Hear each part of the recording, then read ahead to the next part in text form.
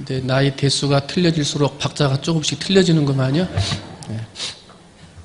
누구라고 말하지는 않겠는데 요쪽 가에 계신 분하고 요쪽 가에 계신 분들하고 홈페이지에 다 올라갑니다. 누가 틀렸는지는 홈페이지를 가서 보시면 다 올라가 있고, 지난 주간에 우리 기간별 찬양지 한 것도 교회 홈페이지에 다 올라가 있습니다. 여러분, 우리 교회 홈페이지가 자랑이 되도록 핸드폰으로 한 번씩 들어가 보시고, 또 시간 될 때 컴퓨터로도 한번 들어가 보시고, 애들한테 야 이거 교회 홈페이지 있다는데 어떻게 들어가냐, 애들은 다 알아요. 그래서 들어가셔서 설교 말씀도 좀 보시고 찬양도 좀 보시고, 오늘 누가 잘했는지 누가 박자가 안 맞았는지 좀 보시고 하셔서 참 좋습니다. 선생님들이 이렇게 찬양으로 영광 돌리고 또 몸으로 아이들이 하는 율동까지 하면서 하니까 참 좋은 것 같아요. 우리 선생님들 이제 앞으로 수고할 일들 또 집중해서 여름성경학교부터 많이 있는데, 우리 선생님들 다시 한번 격려의 박수 한번 주시면 좋겠습니다.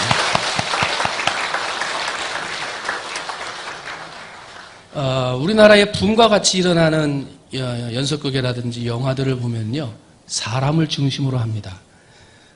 옛날에는 뭐 주몽을 연기했던 그런 드라마라든지 연개소문, 대조영, 뭐 이순신, 뭐 이런 어떤 좋은 사람들을 대표해가지고 설교를 이렇게 영화나 드라마를 만들면 사람들이 인기가 높습니다. 왜 그 인기가 높으냐 하고 봤더니, 오늘날 우리가 살아가는 세상에는 그와 같은 좋은 지도자가 없다.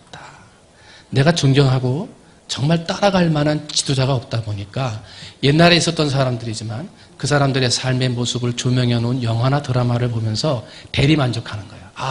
저런 사람이 지금 있으면 얼마나 좋을까 말이지. 사람이 참 중요해요. 그래서 요즘의 시대는 사람들이 사람 같지 않게 살아요. 사람인데 사람 같지 않다. 참 안타까운 시대죠. 세계 최고의 부자가 빌 게이츠입니다.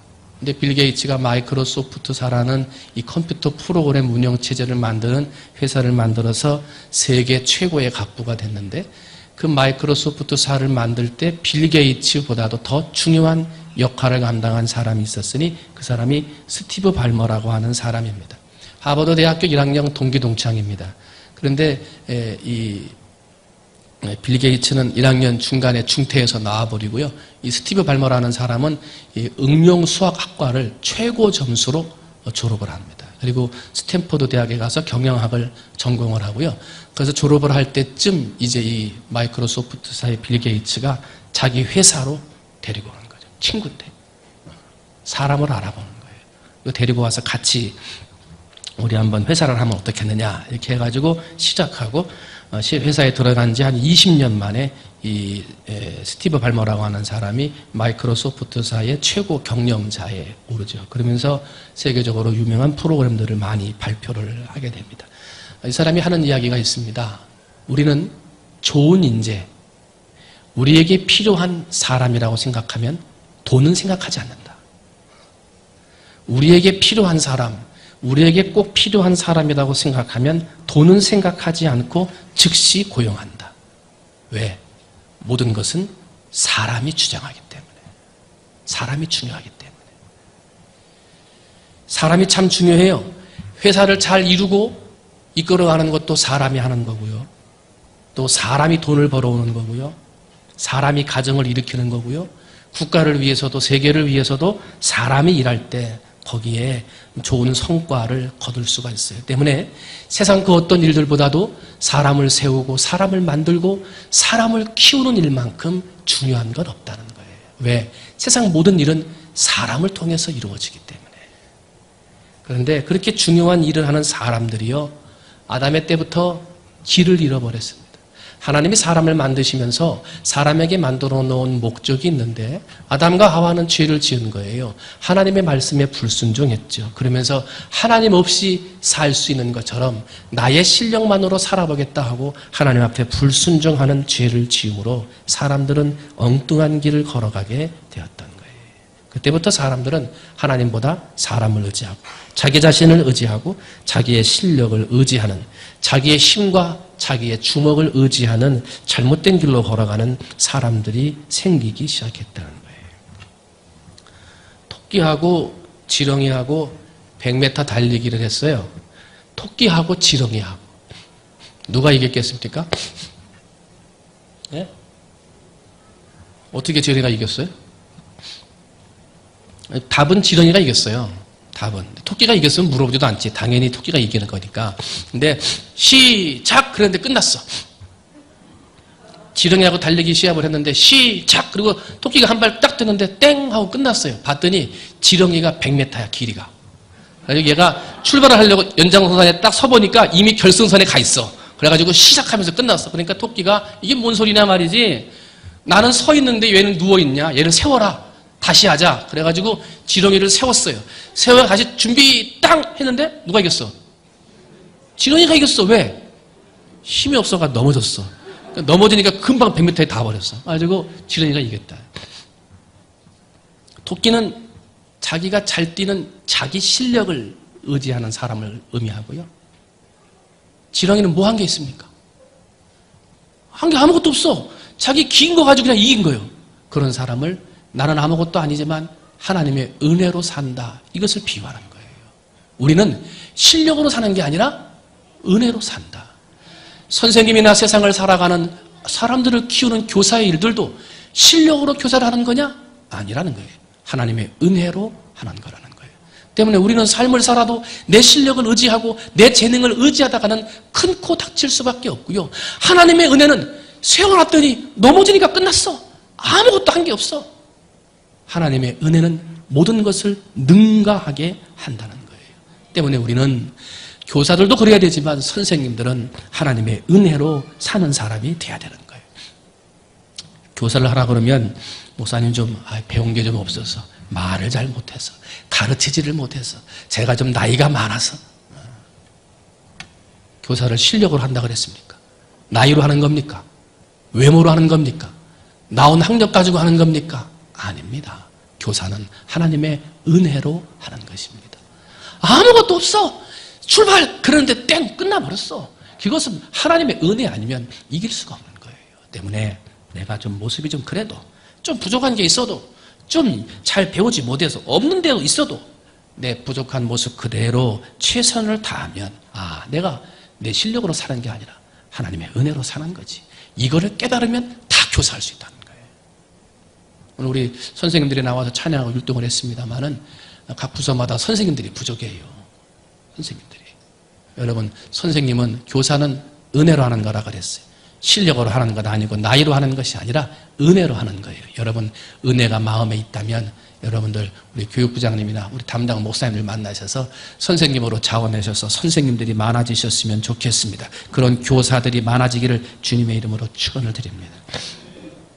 전도서 9장 11절 내가 다시 해 아래서 보니 빠른 경주자들이라고 선착하는 것이 아니며 용사들이라고 전쟁에서 승리하는 것이 아니며 지혜자들이라고 음식물을 얻는 것도 아니며 명철자들이라고 해서 재물을 얻는 것도 아니며 지식인들이라고 은총을 입는 것도 아니니 이는 시기와 기회는 그들 모두에게 임함이니라.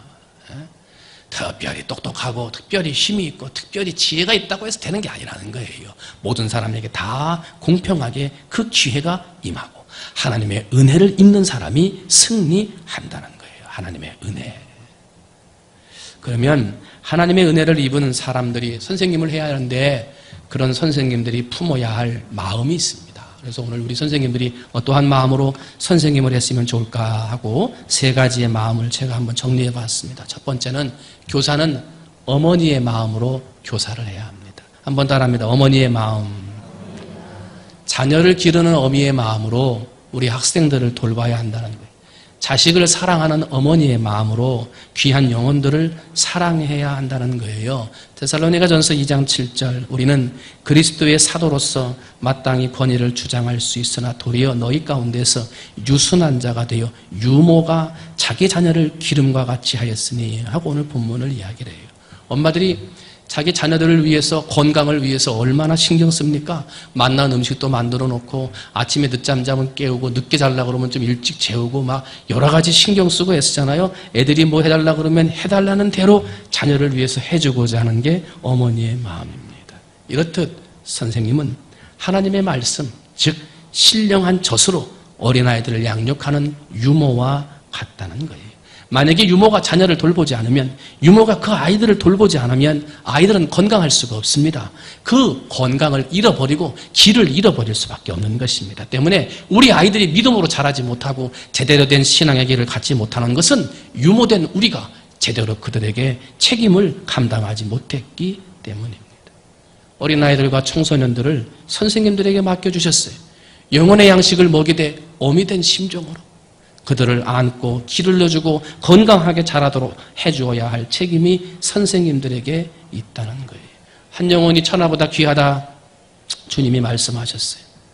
어린아이들이라고 해서, 몇 살밖에 안 된 아이들이라고 해서 무시할 것이 아니라 하나님께서 생각하시는 그 생명이 그 어린 영혼에게 있음을 기억해서 우리 선생님들은 우리 아이들을 어머니의 마음으로 길러나가야 될 줄로 믿습니다.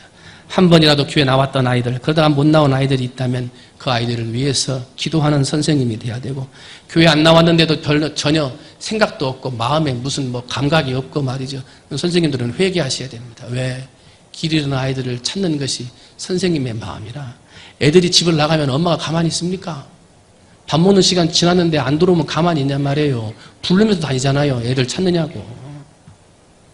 우리는 어느 자리에 있든지 자식을 잃고 찾아 헤매는 어머니의 심정으로 아이들을 위해 기도하고 말씀으로 양육하는 어머니의 마음을 갖는 선생님들이 되어야 될 줄로 믿습니다. 두 번째로 선생님들은 또 어떤 마음을 가져야 됩니까? 두 번째는 목자의 마음으로 선생님이 되어야 됩니다. 한번 따라합니다. 목자의 마음. 요한복음 10장 15절, 아버지께서 나를 아시고 내가 아버지를 아는 것 같으니 나는 양을 위하여 목숨을 버리노라. 뭐예요? 목자는 양을 위해서 목숨을 버린다는 거예요. 선한 목자는요, 자기의 양들을 지키기 위해 자기 목숨을 내놓는 생명을 책임지는 목자라는 거예요. 때문에 하나님께서는 우리 선생님들에게 우리 아이들의 생명을 맡기셨습니다. 여러분이 어떻게 가르치느냐, 어떻게 그 생명을 길러주느냐에 따라서 그 영이 살 수도 있고 그 영이 죽어 세상을 방황하는 길을 잃은 영혼이 될 수도 있다는 거예요. 세상을 보세요. 우리 어린 아이들을 유혹하는 것들이 얼마나 많습니까? 마귀의 공격이 우리의 어린 아이들의 심령을 흔들어 놓는 것이 얼마나 많이 있냐 말입니다. 늑대와 같이 정말 이리와 같이 다니며 어린 영혼들을 붙잡아가기 위한 사탄이 너무나 활동하고 있는 시대에 우리 선생님들은 목자된 심정으로 그 한 어린 양을 찾기 위해서 산과 들을 헤매는 목자의 심정으로 우리 아이들이 절대로 어떠한 영혼에게도 빼앗기지 않는 영혼들이 되도록 지키고 생명을 걸고 보호할 수 있는 선생님들이 되어야 한다는 것입니다. 선생님들이 공과 공부를 준비한다고 그러면 공과 공부를 미리미리 준비하고 뭐 이렇게 하고, 주중에 아이들 잘 안 나온 아이들이 있으면 전화도 하고 이제 그렇게 하시는데, 어떤 분들은 이제 바쁘다 보면 막 오는 차 안에서 공과 공부하거나 아이들의 이름을 일주일 동안 잊어버렸다가 토요일 날 공과 공부 준비하거나 아이들 만나러 올 때 이제 우리 아이들 오늘 잘 오는가 이렇게 생각한단 말이죠. 네. 여러분, 그 사탄들은 지금 우리가 성경 말씀 베드로전서 5장 8절 보면 근신하라 깨어라 너희 대적마귀가 우는 사자같이 두루다니며 삼킬차를 찾는데, 그 삼킬차를 찾을 때가 예고 없이 온다는 거예요. 도둑이 언제 예고하고 옵니까? 내가 훔쳐간다고 하여 내가 어린 영혼 뺏어간다 그렇게 말하고 옵니까? 아니라는 거예요. 때문에 선생님은 깨어서 있어야 돼요. 목자의 심정으로 밤이고 낮이고 그 아이들이 왜 참석하지 못했는지, 지난 주간에는 왜 울었는지, 왜 친구랑 싸웠는지 물어보고 관심을 가져야 그 영혼들이 살지, 그렇지 않으면 그 영혼들은 금방 사탄의 유혹과 함정에 빠져 버릴 수밖에 없다는 거예요. 왜? 밤이고 낮이고 우는 사자같이 한 영혼이라도 데려가려고 하는 사탄이 있기 때문에 그 사탄으로부터 생명을 걸고 그 아이들을 지켜야 할 책임이 선생님들에게 있다는 거예요. 사랑하는 선생님 여러분, 사탄에게 빼앗긴 영혼들은 없는가 한번 생각해 보시고, 우리 교회의 미래가 우리 아이들에게 달려있고 그 아이들을 키우는 책임이 선생님들에게 있음을 기억하셔서 목자의 심정으로 그 아이들을 잘 돌볼 수 있는 선생님들이 되시기를 주님의 이름으로 축원을 드립니다. 마지막 세 번째로 선생님들은 또 어떤 마음을 가져야 됩니까? 세 번째, 마지막은 농부의 마음으로 갖는 선생님들이 되어야 됩니다. 농부의 마음. 하립교회 있을 때 교회 앞에 마당이 600평이에요. 600평. 근데 거기에다가 이렇게 모래로 해가지고 잔디로 딱 해서 벤치 만들어 놓고 나무를 이렇게 소나무 같은 거 막 심어놨거든요. 근데 1년에 3번, 4번 여전도에서 와가지고 막 이 잡초를 뽑아요. 근데 그렇게 뽑고 가도 한 3주에서 한 달쯤 지나면 어디서 나오는가 또 나와. 그래가지고 이거를 잡초를 뽑아야 할 때를 놓쳐버리면요. 이건 뭐 난리가 아니에요. 막 보도블록 사이까지 막 삐지고 나와가지고 보도블록이 삐뚤어지고 막 터지고 난리가 아니에요. 농사를 짓는 분들은 뭐라 그래요? 농사 짓는 것 중에 제일 어려운 게 잡초 뽑는 거예요. 지금은 뭐 약 가지고 이렇게 뿌리면서 끝나버리지만은 이 잡초라는 것이 굉장히 이 삶을 어렵게 하는 거예요. 옥토가 저절로 되는 것입니까? 아니에요. 농사가 저절로 잘 됩니까? 아니에요. 보이지 않는 곳에서 자라는 잡초들을 뽑아내주는 농부의 수고와 땀과 정성이 들어가야 좋은 밭이 되고 좋은 결실을 거둘 수 있는 거예요. 주일학교도 마찬가지입니다. 선생님들이 사랑과 정성으로 어린아이들의 아픔을 어루만져주고 어린아이의 필요를 채워주는, 그리고 그 아이들에게 삶을 삐뚤게 만드는 잡초와 같은 못된 것이 있을 때 그것들을 뽑아내줄 수 있는 농부의 마음으로 선생님의 일을 감당해야 그 아이들이 믿음 안에서 잘 자라게 되는 거예요. 선생님이 바쁘다고 해서, 아니면 내가 좀 피곤하다고 해서 해야 할 일들이 다른 것들이 있다고 해서 관심을 좀 갖지 않거나 무관심하거나 아이들을 돌보는 일을 적당히 하면요, 어린 영혼 그 알곡들에 잡초가 침범하기 시작합니다. 어느 사이엔가 그 마음이 삐뚤어지고요, 어느 사이엔가 그 마음이 갈라지고요, 믿음이 깨어져 버리더라는 거예요. 다시 그것을 뽑아서 되새기려고 그러면 너무나 힘들더라 하는 거예요. 때문에 어린 아이들의 믿음의 씨앗이 갈라지거나 잡초가 자라지 않도록 이 아이들의 영혼의 심령을 잘 생각하고 체크하면서 뽑아줄 건 뽑아주고 보듬어줄 건 보듬어주는 그러한 농부의 심정으로 선생님들을 해야 할 책임이 선생님들에게 있다는 거예요. 만약에 우리가 무관심하면, 방심해버리면 어린아이의 마음에 잡초가 가득하게 된다는 거예요. 세상에 재미있는 놀이가 얼마나 많아요. 지금 아이들이 세상에 조금만 나가면요, 깔깔거리고 놀만한 재미있는 게임이나 세상적인 것들이 너무나 많습니다. 핸드폰으로 맨날 문자가 와요. 무슨 문자가 봤더니 우리 소정이 소위 핸드폰 유해 무슨 차단 깔으라고 문자가 와요, 나라에서. 애들 핸드폰을 만들어주니까 그 핸드폰에 열기만 하면 얘들이 몇 살인지 뭔지 신경도 안 쓴단 말이에요. 이상한 것이 그냥 다 핸드폰에 떠버린다. 그러니까 유해 차단 서비스 신청을 하라고 그 문자가 오더란 말이에요. 여러분, 어른들이 그건 미리 알고, 이건 애들 핸드폰이고 가입한 애들이 10살이고 11살이고 15살이고 그걸 알면 안 보내면 얼마나 좋아. 사람들이 그거 따립니까? 아니에요. 돈 되는 일이면 무조건 딱 한단 말이에요.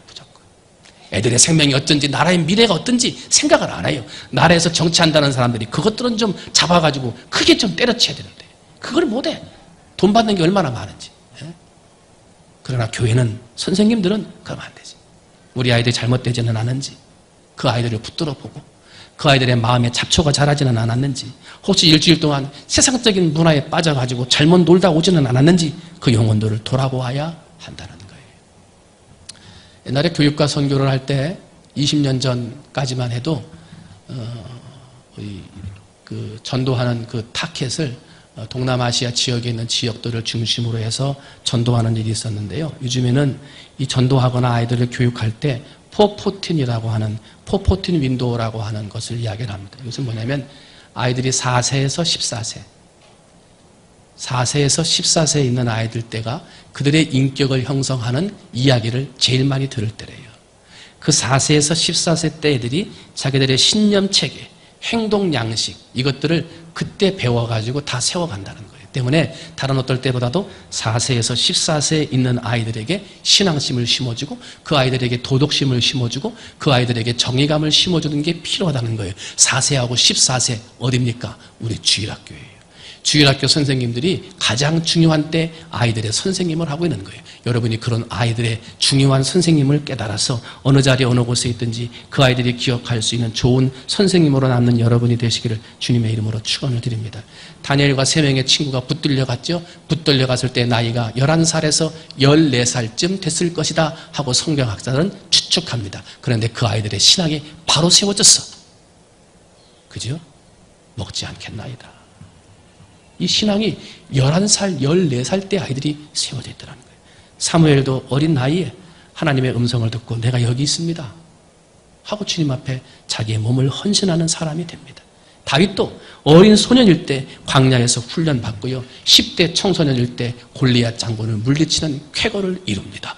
이와 같은 믿음의 사람들이 언제부터 교육받았기 때문에 가능한 겁니까? 4살 때, 14살 때까지 교육받아서 그렇게 됐다는 거예요. 때문에 오늘의 선생님들은 내게 주신 아이들이 참 소중한 때 있는 걸 기억하셔서 어느 자리에 어느 곳에 있든지 아이들을 잘 가르칠 수 있는 선생님들이 되셔야 될 줄로 믿습니다. 제가 유치원 때부터 교회를 나가서요. 지금도 제 기억은 교회 가면 의자 위를 뛰어다니다가 선생님한테 알밤 맞는 그 기억이 있어요. 하여튼 예배 시간이고 뭐고 하여튼 잠시라도 잠깐 이렇게 앉아있지 못하고요. 이렇게 막 예배실 의자 위로 막 뛰어다니고 걸어다니고 밑으로 막 기어다니고. 한 번은 저희 살던 집 앞에 초등학교 같은데 지금은 가서 보면 그렇게 좁은데 초등학교 때 가보면 거기서 막 공도 차고 놀았잖아요. 그런데 애들이랑 같이 막 공차고 노는데 앞에 그 슈퍼마켓 옛날에 이렇게 유리창문으로 드르륵 양쪽으로 물고 열고 다 옛날 구식 이렇게 구멍가게가 있는데 그 구멍가게가 사거리 코너에 있거든요. 근데 그 코너가 제일 넓어. 거기서 자채기하고 막 이렇게 중도 차고 노는데 장사를 해야 되는데 먼지가 펄펄 나고 막 그러니까 거기는 할머니가 우리들 노는데 물을 확 끼얹어버렸어. 놀지 말라 이거지 시끄러우니까. 그래가지고 얼마나 화가 나는지 그 집이 할머니가 꽃을 좋아하거든요. 그래가지고 꽃 뒤에 이렇게 마당으로 돌아가면 뒤에 꽃을 심어놨는데 꽃을 심어놓고 그 옆에다가 항아리를 묻어놓고 고추장, 된장 이런 걸 다 이렇게 묻어놨어요. 그래가지고 비가 부슬부슬 내리는 날 몰래 가가지고 항아리 뚜껑 다 열어놓고요. 누가 문 열어놨냐? 근데 애들이랑 자채기 한다고 이렇게 자채기 아시죠? 이렇게 한번 탁 쳐가지고 딱 쳐서 멀리 가지고 하는 거 있잖아. 그거 한다고 하면서 손에 쥐고 있는 이만한 자채기 요거를 가지고 유리창을 딱 할머니 있나 이렇게 보다가 딱 치고선 이 방맹이를 할머니 그 가게 유리창으로 집어 던지고 도망가요. 그날 밤은 죽도록 맞는 날이지. 아버님은 멀리 가서 일하셨으니까 안 계셨고 형님한테 죽어라고 혼나는 거예요. 우리 동네에서 그럴 짓을 한 사람은 민경이밖에 없다. 그래서 교회 선생님들한테 엄청 혼났습니다. 많이 혼나고. 그런데 그렇게 했는데도 성경 퀴즈 대회는 항상 1등 했고요. 뭐 찬양대회 한다 그러면 1등 했어요. 근데 거기에 선생님이 한 분 계셨는데 지금은 이름도 잊어버렸어. 아주 오래됐어요. 근데 그 선생님은 가르치는 선생님이 아니야. 이렇게 막 이만하시거든요. 선생님이. 그러시는데 아이들이 오면 다 안아주세요. 그 교회 앞에 예배실 앞에 서 계시다가 오는 애들마다 다 안아주는 거예요. 갑자기 또 선생님 생각이 나요.